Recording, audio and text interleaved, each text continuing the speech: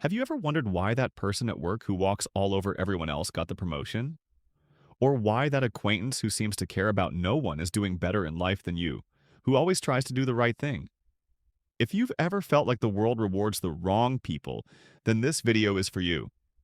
Today we'll explore one of German philosopher Friedrich Nietzsche's most provocative reflections on why people we consider bad or selfish often achieve more success than those who strive to be good by conventional standards.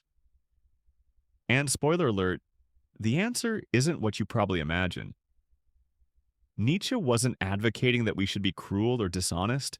In fact, he was pointing out something much more subtle and disturbing about how society works and what it truly means to have strength of character. Prepare to question some of your most basic beliefs about morality and success, because what we're about to discover may completely change the way you see the world.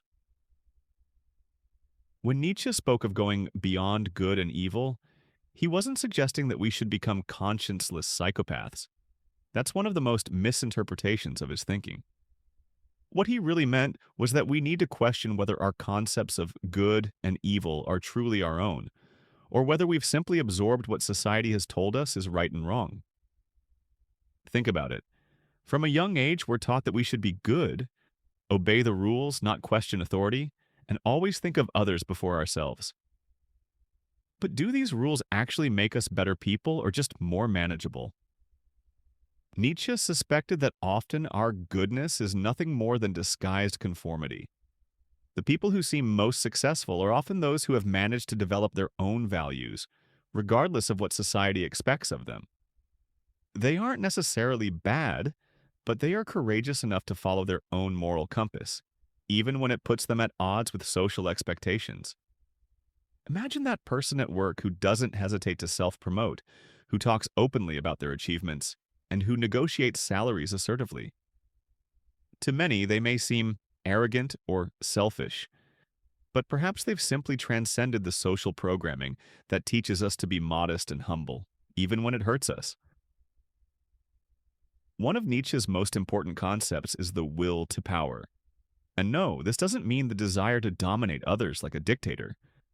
The will to power is the inner force that drives us to grow, overcome obstacles, create, and become the best version of ourselves. It's the vital impulse that makes us want to expand our capabilities and realize our potential. The problem is that society often suppresses this will to power through what Nietzsche called herd morality. This morality teaches us that it's wrong to stand out too much, that we should always think of the collective before ourselves, and that humility is always a virtue. But is that really true?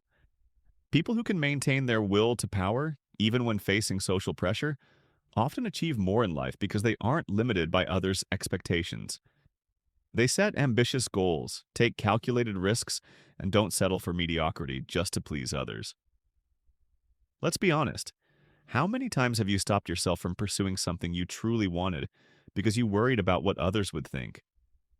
How many times have you sabotaged yourself to not appear arrogant? The people you consider bad might simply be those who refuse to sabotage themselves in this way.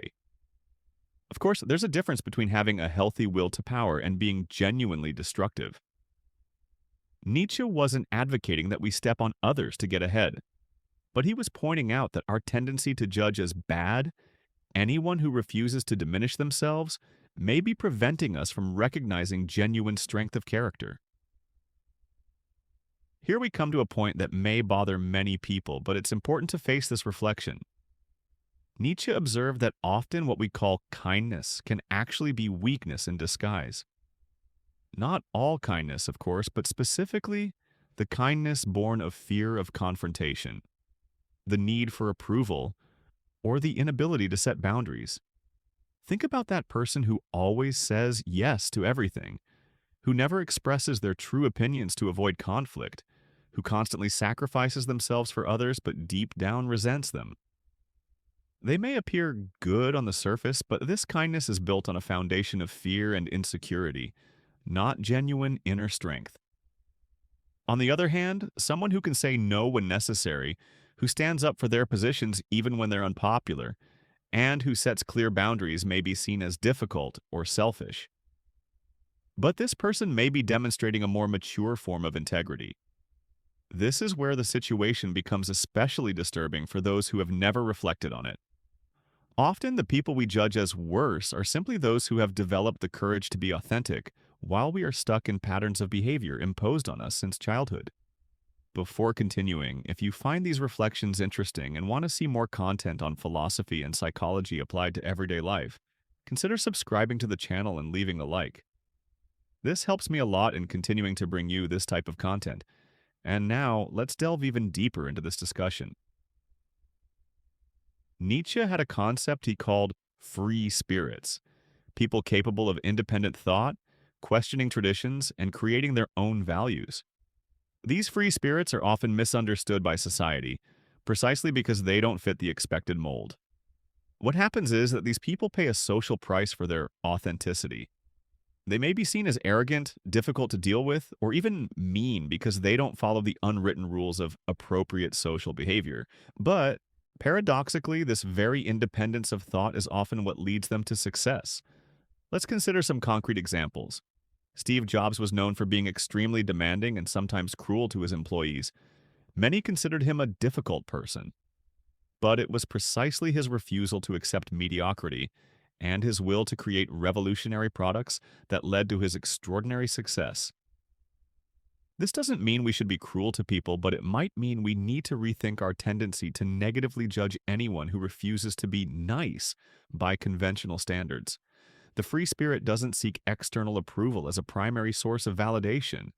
They've developed an internal moral compass strong enough to withstand social pressures. And that's precisely what enables them to make decisions that people more dependent on the approval of others wouldn't. But be careful.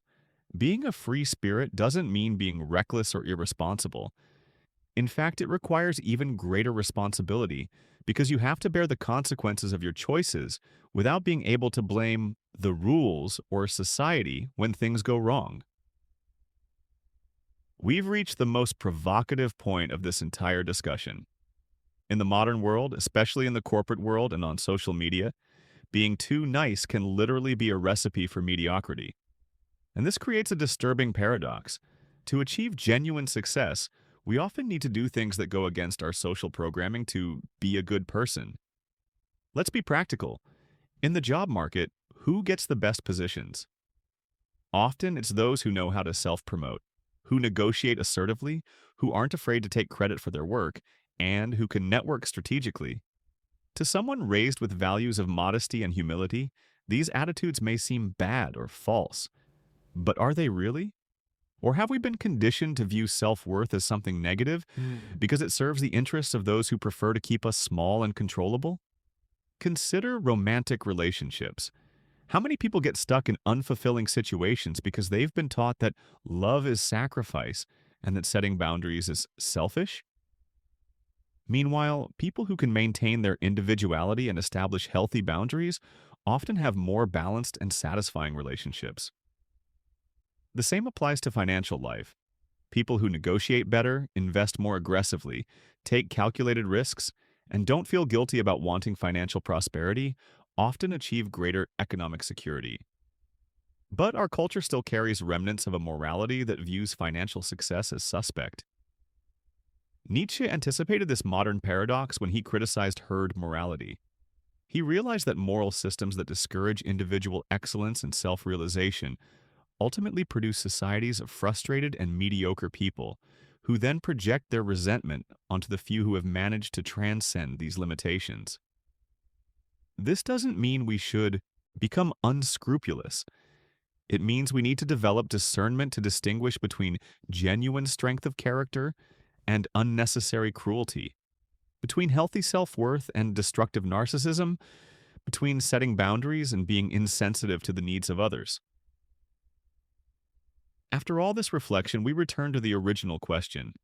Why do the worst people seem to be more successful?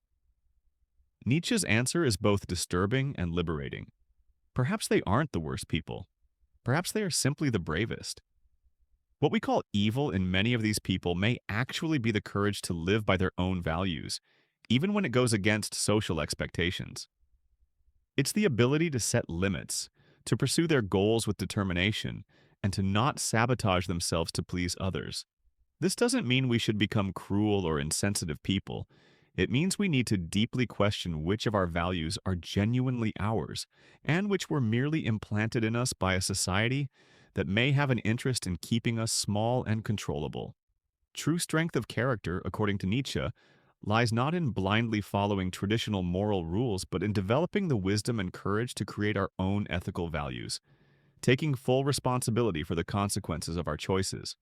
Perhaps the problem isn't that bad people are more successful, but that we've been conditioned to view any form of personal strength, healthy ambition, and self-worth as bad.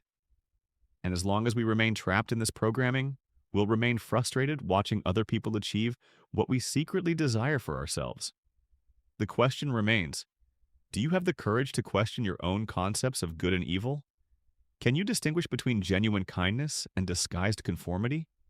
And most importantly, are you willing to take responsibility for creating your own values, even if it means being misunderstood by some? These are questions each person needs to answer for themselves. But one thing is certain, pretending these issues don't exist won't make your life more authentic or successful. Sometimes, true kindness requires having the courage to appear bad in the eyes of those who prefer to see us as small.